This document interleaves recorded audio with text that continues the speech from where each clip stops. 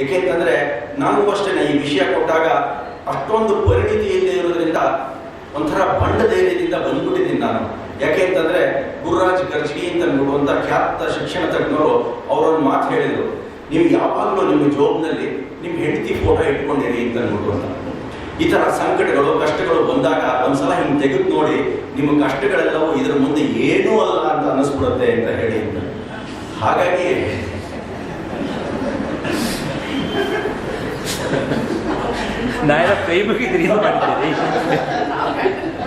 ಹಾಗಾಗಿ ನಾನು ಕೂಡ ಇವತ್ತು ಆ ಧೈರ್ಯದ ಮೂಲಕ ಇಲ್ಲಿ ಬಂದಿದ್ದೀನಿ. ಆಗಲೇ ಹೇಳಿದ ಹಾಗೆ ಸ್ವಲ್ಪ ತಯಾರಿ ಕೂಡ ಅಷ್ಟಕ್ಕಷ್ಟೇ ಇದೆ. ಕಗ್ಗನ ಸಾಂದರ್ಭಿಕವಾಗಿ ಜೋಡಿಸ್ಕೋತಾ ಇದ್ದೀನಿ. ಈ ಆಧ್ಯಾತ್ಮ ಅನ್ನೋದು ಮನುಷ್ಯನ ಸ್ವಭಾವ ಅಂತ ಆಗಲೇ ಹೇಳಿದೆ. ಸ್ವಭಾವವು ಅಧ್ಯಾತ್ಮ ಮುಚ್ಯತೆ ಅಂತ ಅನ್ನುವಂಥ ಗೀತೆಯಲ್ಲಿ ವಿವರಿಸಿದೆ. ಈ ಮನುಷ್ಯನ ಅಂತರಂಗದ ಸ್ಥಿತಿಗಳ ಚಿತ್ರಣವೇ ಅಧ್ಯಾತ್ಮ ಅಂತ. ಇದು ನಾನು ಸ್ವಲ್ಪ ಸುಲಭವಾದಂತಹ ಒಂದು ಪದಗಳನ್ನ ದಾರಿಗಳನ್ನ ಹುಡ್ಕೊಂಡಿದ್ದೀನಿ. ಯಾಕೆಂದ್ರೆ ನನಗೂ ಕೂಡ ನೋಡಿದೆ, ಈ ಹೊಳೆನರಸೀಪುರದ ಆಧ್ಯಾತ್ಮ ಪ್ರಕಾಶನದವ್ರದ್ದೊಂದೆರಡು ಪುಸ್ತಕ ಇತ್ತು, ಅದನ್ನು ಓದಿದೆ ನಾನು. ಸ್ವಲ್ಪ ನನಗೆ ಕಷ್ಟವಾಯಿತು. ಅದರಿಂದ ಇನ್ನೇನು ಮಾಡೋದು, ಒಂದು 3-4 ದಿವಸ ಸಮಯ ಇತ್ತಲ್ಲ, ಅಷ್ಟರೊಳಗೆ ಏನಾದರೂ ತಯಾರಿ ಮಾಡ್ಕೋಬೇಕಲ್ಲ ಅಂತ ಹೇಳಿ ಅಂತ ಸ್ವಲ್ಪ ಸುಲಭವಾದ ದಾರಿ ಹುಡುಕೊಂಡಿದ್ದೀನಿ. ತಾವೆಲ್ಲ ಒಪ್ಕೋತೀರಾ ಅಂತ ಅನ್ಕೋತಾ ಇದ್ದೀನಿ. ಆಗಾಗ ಕವಿಯುವ ಭ್ರಮೆ, ಅಜ್ಞಾನ, ವ್ಯಾಮೋಹ, ದ್ವಂದ್ವ, ಸಂದೇಹ, ದುಃಖ, ಸಂತೋಷ ಈ ಆಧ್ಯಾತ್ಮದ ಪರಿಧಿಯೊಳಗೆ ಸೇರಿಕೊಳ್ಳುತ್ತದೆ. ಧರ್ಮ ಕಾರ್ಯದ ಕಡೆಗೆ ಮನಸ್ಸು ಹೋಗದಿರುವುದು, ಅಧರ್ಮದತ್ತ ಮನಸ್ಸು ಆಕರ್ಷಿತವಾಗುವುದು ಈ ಆಧ್ಯಾತ್ಮದ ಸಮಸ್ಯೆ, ದೊಡ್ಡ ಸಮಸ್ಯೆ ಇದು. ಈ ಆಧ್ಯಾತ್ಮಕ್ಕೆ ಸಂಸ್ಕಾರ ಅಗತ್ಯವಾಗಿರುತ್ತೆ. ಆಗಾಗ ಮನಸ್ಸಿನ ಶೋಧನೆ, ಅಂತರ್ವೀಕ್ಷಣೆ ಮಾಡ್ಕೋತಾ ಇರಬೇಕು, ಹಾಗೂ ಅದರ ನಿಯಂತ್ರಣ ಅನಿವಾರ್ಯ ಆಗುತ್ತೆ. ಆಧ್ಯಾತ್ಮದ ಅರಿವು ಧರ್ಮದ ಆಚರಣೆಗೆ ಅಗತ್ಯ. ಧರ್ಮದ ಸಂಸ್ಥಾಪನೆಯೇ ಆಧ್ಯಾತ್ಮದ ಉದ್ದೇಶ. ವ್ಯಕ್ತಿಯ ಅಂತರಂಗವನ್ನು ಅರಳಿಸಿ ಬದುಕನ್ನು ಸುಗಂಧಗೊಳಿಸುವಂತಹ ಪ್ರಯತ್ನ ಅಧ್ಯಾತ್ಮ. ವ್ಯಕ್ತಿಯ ಅಂತರಂಗವನ್ನು ಅರಳಿಸಿ ಬದುಕನ್ನು ಸುಗಂಧಗೊಳಿಸುವ ಪ್ರಯತ್ನವೇ ಅಧ್ಯಾತ್ಮ. ಅಂದ್ರೆ ನಿರ್ಯೋಚನೆಯಿಂದ ನಿರಾತಂಕವಾಗಿ, ಆಗ್ಲೇ ಹೇಳಿದ್ನಲ್ಲ ಅಲೆಕ್ಸಾಂಡರ್ ಜೊತೆ ಅವನೊಬ್ಬ ಭಿಕ್ಷುಕಂತರದವನು ಹೇಗಿದ್ದ ಸಂತೋಷವಾಗಿ ಅಂತ ಹೇಳಿ, ಈ ಪ್ರಪಂಚನೇ ನನ್ನದು ಅಂತ ಹೇಳಿ ಅಂತ ಆ ಥರ. ಹಾಗಾದಾಗ ಆಧ್ಯಾತ್ಮವು ನಮಗೊಂದು ದಾರಿದೀಪ ಆಗತ್ತಂತೆ. ಧರ್ಮವು ಆಧ್ಯಾತ್ಮದ ಜೀವಾಳ ಆಗತ್ತೆ. ಈಗ ಬಂತು ನೋಡಿ ಕಗ್ಗ. ತಲೆಯಿಂದ ತಲೆಗೆ, ಪೀಳಿಗೆಯಿಂದ ಪೀಳಿಗೆಗೆ, ಅಲೆಯಿಂದ ಅಲೆಗೆ ಟಪ್ಪೆಯ ಚಾರದಂತೆ ಇಳಿಯುತ್ತಿದೆ ಯುಗದಿಂದ ಯುಗಕ್ಕೆ ಮಾನವ ಧರ್ಮ. ನಿಲದ ಅಮೃತ ಧಾರೆ ಇದು ಮಂಕುತಿಮ್ಮ ಅಂತ. ನಿಜವಾಗ್ಲೂ ಮಂಕುತಿಮ್ಮನ ಕಗ್ಗದಲ್ಲಿ ಎಷ್ಟು ಚೆನ್ನಾಗಿ ಹೇಳ್ಬಿಟ್ಟಿದ್ದಾರೆ ಅಂತಂದ್ರೆ ನೋಡಿ, ನಮ್ಮ ಪುರಾಣ ಆಗಲಿ ಅಥವಾ ವೇದ ಆಗಲಿ, ಶಾಸ್ತ್ರ ಆಗಲಿ ಅಥವಾ ಉಪನಿಷತ್ತು ಆಗಲಿ, ಎಲ್ಲಾವುದು ಹೇಗೆ ಬಂತು ನಮ್ಮ ಇಷ್ಟು ಸಾವಿರ ವರ್ಷದಿಂದ ಅಂತ. ಅವಾಗ ಯಾವುದು ಪುಸ್ತಕ ಪೇಪರ್ ಇರಲಿಲ್ಲ, ಕಂಪ್ಯೂಟರ್ ಇರಲಿಲ್ಲ, ಪೆನ್ ಡ್ರೈವ್ ಇರಲಿಲ್ಲ.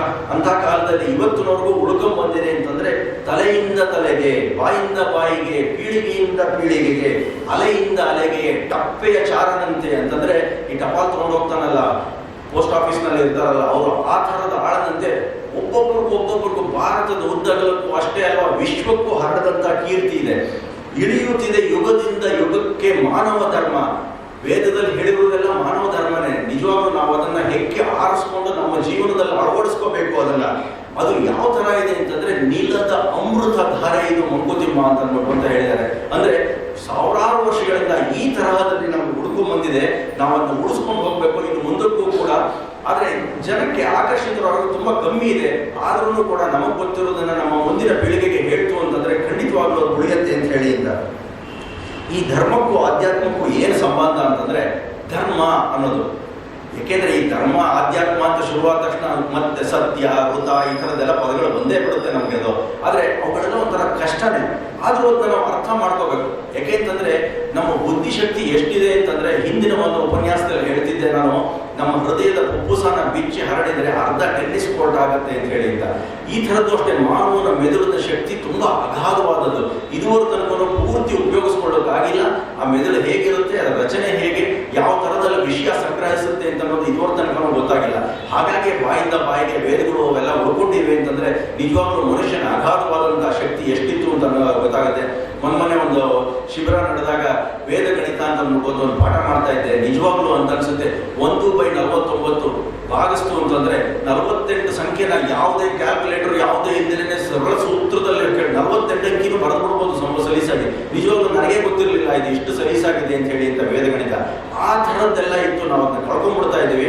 ಇನ್ನು ಮುಂದೆನಾದರೂ ಆ ಥರದನ್ನು ತಪ್ಪಿಸ್ಬೇಕು ಅಂತ ನೀವು ಯಾವುದೇ ಮಾಡಿ, ಕ್ಯೂಬ್ ತಗೊಳ್ಳಿ ಅಥವಾ ಸ್ಕ್ವೇರ್ ತಗೊಳ್ಳಿ, ಸ್ಕ್ವೇರ್ ರೂಟ್ ತಗೊಳ್ಳಿ, ಯಾವುದನ್ನು ಬೇಕಾದರೂ ಅತಿ ಸರಳವಾಗಿ ಅವರು ನಮ್ಮ ಶಂಕರಾಚಾರ್ಯರು ಬಹುಶಃ ಪುರಿಯವರು ಅಂತ ಅನ್ಸುತ್ತೆ, ಕೃಷ್ಣಾನಂದ ಭಾರತಿ ಅಂತ ನಿಜವಾಗ್ಲೂ ಅವರು ಎಂಥ ಒಳ್ಳೆ ಕೆಲಸ ಮಾಡಿದ್ದಾರೆ ಅಂತ 16 ಪುಸ್ತಕ ಬರೋದ್ರಂತೆ, ಅದರಲ್ಲಿ 15 ಪುಸ್ತಕಗಳು ನಷ್ಟ ಆಗೋಗ್ಬಿಟ್ಟಿದೆ.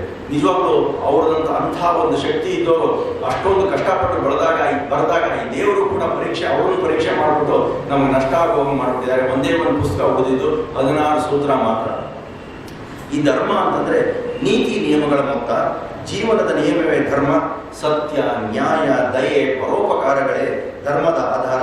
ಇವುಗಳಿಗೆ ವಿರುದ್ಧವಾಗಿ ವರ್ತಿಸಿದರೆ ಜೀವನ ಕೆಡುತ್ತೆ ಹಾಗೂ ಬದುಕು ಬರಡಾಗತ್ತೆ ಅಂತ ಹೇಳಿಲ್ಲ.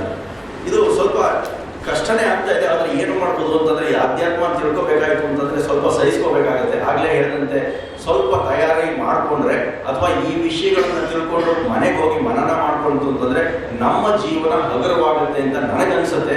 ಯಾಕೆಂದ್ರೆ ನಾನು ಸುಮಾರು ಕಷ್ಟನ ಅಂದ್ರೆ ಅಷ್ಟೊಂದು ಕಷ್ಟ ಇದೆ ಹೋದ್ರು ಅನುಭವಿಸಿದ್ದೀನಿ. ಆದ್ರೆ ಅದನ್ನು ಪರಿಹಾರ ರೂಪವಾಗಿ ಇದರಲ್ಲೆಲ್ಲ ಸೂತ್ರಗಳನ್ನ ಕಂಡುಕೊಂಡಿದ್ದೀನಿ ಅಂತ ಹೇಳ್ತಾ, ಈ ಆಧ್ಯಾತ್ಮದ ಸಾಧನೆಗಳೇನು, ಇದರ ಆಚರಣೆ ಹೇಗೆ ಅಂತಂದ್ರೆ ಮತ್ತೆ DVG ಅವರು ಬರ್ತಾರೆ. ಅಂಬುದಿಯ ಮಡಕೆಯಲ್ಲಿ ಹೊಂಬಿಸಲ ಕಿಟಕಿಯಲ್ಲಿ ತುಂಬಿಕೊಳ್ಳುವ ಬಡವನ ಐಶ್ವರ್ಯದಂತೆ, ಅಂಬುದಿಯ ಮಡಕೆಯಲ್ಲಿ ಹೊಂಬಿಸಿಲ ಕಿಟಕಿಯಲ್ಲಿ ತುಂಬಿಕೊಳ್ಳುವ ಬಡವನ ಐಶ್ವರ್ಯದಂತೆ, ಬಿಂಬದೊಳು ಅಮಿತ ಸತ್ವವ ಪಿಡಿದಿಡುವ ಭಕ್ತಿ ಇಂಬು ಕಿಂಚಿನ್ಮತಿಗೆ ಮಂಕುತಿಮ್ಮ ಅಂತ ಹೇಳಿದ. ಬಿಂಬದೊಳ ಅಮಿತ ಸತ್ವವ ಪಿಡಿದಿಡುವ ಭಕ್ತಿ ಇಂಬು ಕಿಂಚಿನ್ಮತಿಗೆ ಮಂಕುತಿಮ್ಮ ಅಂತ. ಸ್ವಲ್ಪ ಕಷ್ಟ ಆಗುತ್ತೆ. ಏನು ಅಂತ ಹೇಳಿತು ಅಂತಂದ್ರೆ, ಇದು ನಾವು ಯಾವ ಥರ ಅಂತಂದ್ರೆ ಈ ಅಧ್ಯಾತ್ಮನೇ ಆಗ್ಬೋದು ಅಥವಾ ವೇದದ ಯಾವುದೇ ಒಂದು ಸಾರ ಆಗ್ಬೋದು, ಯಾವುದನ್ನಾದ್ರೂ ಒಂಥರ ಸಮುದ್ರದ ನೀರನ್ನು ಒಂದು ಮಡಕೆ ಒಳಗೆ ಹೇಗೆ ಹಿಡಿದಿಡ್ಬೋದು ಆ ಥರ ಹಿಡಿದಿಡಕ್ಕೆ ಸಾಧ್ಯವೇ? ಯಾರೋ ಒಬ್ಬ ಋಷಿ, ಹೆಸರು ಗೊತ್ತಿಲ್ಲ, ಮರ್ತ ಹೋಗ್ತಿದೆ ನನಗೆ, ಸಮುದ್ರದ ನೀರನ್ನ ಆಪೋಷನ್ ಅಂತ ಕುಡಿದ್ಬಿಟ್ಟಂತೆ. ಅವನ ಶಕ್ತಿ ಎಷ್ಟು ಅಗಾಧವಾಗಿತ್ತು ಏನೋ ಗೊತ್ತಿಲ್ಲ ಅದು. ಅಲ್ಲಿ ಇಲ್ಲೂ ಹಾಗೆ ಆಗುತ್ತೆ. ಆಮೇಲಿಂದ ಸೂರ್ಯನ ಕಿರಣಗಳನ್ನು ಒಂದು ಕಿಟಕಿನಲ್ಲಿ ನಾ ಹಿಡಿದಿರ್ತೀನಿ, ನಮ್ಗೊಬ್ಬಂಗೆ ಸಾಕು ಅಂತ ಅಂದ್ಬಿಟ್ಟು ಒಂದು ಶೇಖರಿಸಿಟ್ಕೊಳಕ್ಕಾಗತ್ತೆ. ಇದೆಲ್ಲ ಒಂಥರ ಏನು ಅಂತಂದ್ರೆ ಬಡವನ ಐಶ್ವರ್ಯ ಅಂತಿದ್ದಾಗೆ. ಅಂಬುದಿಯ ಮಡಕೆಯಲ್ಲಿ ಹೊಂಬಿಸಿಲ ಕಿಟಕಿಯಲ್ಲಿ ತುಂಬಿಕೊಳ್ಳುವ ಬಡವನ ಐಶ್ವರ್ಯದಂತೆ, ಬಿಂಬದೊಳು ಅಮಿತ ಸತ್ವವ ಪಿಡಿದಿಡುವ ಭಕ್ತಿ ಇಂಬು ಕಿಂಚಿನ್ಮತಿಗೆ ಮಂಕುತಿಮ್ಮ ಅಂತ. ಅಂದ್ರೆ ನಾವೇನ್ ಮಾಡ್ತೀವಿ ಅಂತಂದ್ರೆ, ಒಂದು ದೇವರ ಮೂರ್ತಿನ ಒಂದು ಪ್ರತಿಷ್ಠಾಪಿಸ್ತೀವಿ ಅಥವಾ ಒಂದು ಮೂರ್ತಿನ ಇಟ್ಕೋತೀವಿ ನಾವು ಅದರೊಳಗೆ ಈ ಅಮಿತವಾದಂಥ ಸತ್ವನೆಲ್ಲ ನಾವು ಅದರಲ್ಲಿ ಹಿಡಿದಿಟ್ಕೊಂಡು ನಮ್ಮ ಭಕ್ತಿ, ನಮ್ಮ ಪರಾಕಾಷ್ಠನೆ ಆಗಿರ್ಬೋದು ಅಥವಾ ಇದನ್ನೆಲ್ಲ ತೋರಿಸ್ತೀವಿ. ಅಂದ್ರೆ ನಮ್ಮ ಸ್ವಲ್ಪ ಬುದ್ಧಿಗೆ ಇದು ಅನುಕೂಲಕರವಾಗಿ ತೋರುತ್ತದೆ ಅಂತ ಹೇಳಿ ಅಂತ. ಅಂದ್ರೆ ಈ ತರ ಪ್ರಯತ್ನ ನಾವು ಮಾಡ್ತಾ ಇದ್ದೀವಿ ಅಂತ ಹೇಳಿ ಅಂತ. ಅಂದ್ರೆ ಒಂದು ಉದಾಹರಣೆಯಾಗಿ ಇದು ಸ್ವಲ್ಪ ಕಷ್ಟ ಆಯ್ತು ನಮಗೆ ಅರ್ಥ ಆಗೋದು ಅಂತಂದ್ರೆ, ಒಂದು ಬೀಜ, ಯಾವುದೇ ಒಂದು ಮರದ ಬೀಜ ಅಥವಾ ಯಾವ್ದಾದ್ರು ಒಂದು ತಗೊಳ್ಳಿ, ಅಂದ್ರೆ ಆ ಬೀಜನ ಸರಿಯಾಗಿ ಪೋಷಣೆ ಮಾಡ್ತು ಅಂತಂದ್ರೆ, ಅದಕ್ಕೆ ನೀರು, ಗೊಬ್ಬರ, ಗಾಳಿ ಎಲ್ಲ ಸಿಕ್ತು ಅಂತಂದ್ರೆ ಅಗಾಧವಾದಂತ ಒಂದು ಮರ ಆಗತ್ತೆ. ಹೂವು, ಹಣ್ಣು, ಕಾಯಿ ಕಾಲಕ್ಕೆ ತಕ್ಕಂತೆ ಬಿಡುತ್ತೆ ಅದು. ಅಂತಂದ್ರೆ ಅದರೊಳಗೆ ಎಂಥ ಶಕ್ತಿ ಇರುತ್ತೆ, ನೀವು ಅದನ್ನ ಕಡಿದ್ರೂ ಕೂಡ ಮತ್ತೆ ಚಿಗುರುವಂತಹ ಒಂದು ಅಗಾಧವಾದಂತಹ ಶಕ್ತಿ ಇರುತ್ತೆ. ಅದು ಹೇಗೆ ಸಾಧ್ಯವಾಯಿತು? ಅಷ್ಟು ದೊಡ್ಡ ಅಗಾಧವಾದಂಥ ಮರದಲ್ಲಿರುವಂತಹ ಏನೇನು ಅಂಗಾಂಗಗಳಿದ್ವು ಅದೆಲ್ಲ ಒಂದು ಸಣ್ಣ ಬೀಜದಲ್ಲಿ ಇತ್ತಲ್ಲ ಅಂತಂದ್ರೆ, ನೀವು ಇನ್ನೂ ಒಂದು ಉದಾಹರಣೆ ಕೊಡಬೇಕು ಅಂತ ಅನ್ಸುತ್ತೆ, ದಯವಿಟ್ಟು ತಪ್ಪು ತಿಳ್ಕೋಬೇಡಿ. ಈಗ ಮನುಷ್ಯನ ಉತ್ಪತ್ತಿಗೆ ಬೇಕಾಗಿರುವಂಥ ವೀರ್ಯ ಹಾಗೂ ಅಂಡಾಣು, ಅವುಗಳ ಸಂಯೋಗದಿಂದ ಒಬ್ಬ ಮನುಷ್ಯ ಆಗ್ತಾನೆ. ಕಣ್ಣು ಬರುತ್ತೆ, ಕಿವಿ ಬರುತ್ತೆ, ಕಾಲು ಬರುತ್ತೆ, ಕೈ ಬರುತ್ತೆ, ಸರಿಯಾದ ಸಮಯಕ್ಕೆ ಎಲ್ಲ ಅಂಗಾಂಗಗಳು ಬರುತ್ತೆ ಅಂತಂದ್ರೆ ಒಂದು ಸಣ್ಣ ಅಣುವಿನಲ್ಲಿ ಇದು ಹೇಗಪ್ಪ ಇತ್ತು ಅಂತ ಹೇಳಿ ಅಂತ. ಅಂದ್ರೆ ಈ ತರ ಶಕ್ತಿಯನ್ನ ನಾವು ನಮ್ಮ ಒಂದು ಮೂರ್ತಿ ಒಳಗೆ, ಒಂದು ದೇವರು ಅಂತ ನಾವು ಮಾಡಿಬಿಟ್ಟು ಅದರೊಳಗೆ ಎಲ್ಲಾ ಶಕ್ತಿನೂ ಇದೆ ಅಂತ ಹೇಳಿ ಅಂತ ಅದನ್ನ ಆಹ್ವಾನಿಸಿ ನಾವು ಪೂಜೆ ಮಾಡಿ ಅದಕ್ಕೆಲ್ಲದಕ್ಕೂ ಎಲ್ಲ ಗಂಧ, ನೈವೇದ್ಯ ಅದನ್ನೆಲ್ಲ ಕೊಟ್ಬಿಟ್ಟು ಎಲ್ಲ ಮಾಡ್ತೀವಿ ಅಂತಂದ್ರೆ, ನಾವು ಅಷ್ಟು ವಿಸ್ತಾರದಲ್ಲಿರುವಂತ ಭಗವಂತನ ನಾವು ಕಂಡುಕೊಳ್ಳೋದಕ್ಕೆ, ಕಾಣೋದಕ್ಕೆ ಆಗಲ್ಲ. ಅದರಿಂದ ಅದು ಬಿಂಬ ರೂಪಿಯಾಗಿ ನಾವು ಇಲ್ಲಿ ಇಟ್ಕೊಂಡು ನಾವು ಮಾಡ್ತೀವಿ ಅಂತ ಅನ್ಸೋದು ನನಗೆ. ಇದು ಒಂಥರ ನಮ್ಮ ಪ್ರಯತ್ನ. ಇದು ಮತ್ತೆ ಹೇಳ್ತಾರೆ DVG ಅವರು, ಬಹಿರಂತರೈಕ್ಯವನ್ನು ನೆನಪಾಗಿಸಲೆಂದು ವಿಹಿತಂ ಆಚಮನಾರ್ಘ್ಯ ಪೂಜೆ ನೈವೇದ್ಯ ಗುಹೆಗಳು ಒಳಗಣದ ಹೊರಗಣದ ಕೂಡಿಸುವ ಉಪಾಯ ಸಹಭಾವ ಒದಗೆ ಸರಿ ಮಂಕುತಿಮ್ಮ ಅಂತ. ಇದು ಅದೇ ತರದೇ ಪೂರ್ವಕವಾದಂತಹ ಪದ್ಯಗಳು.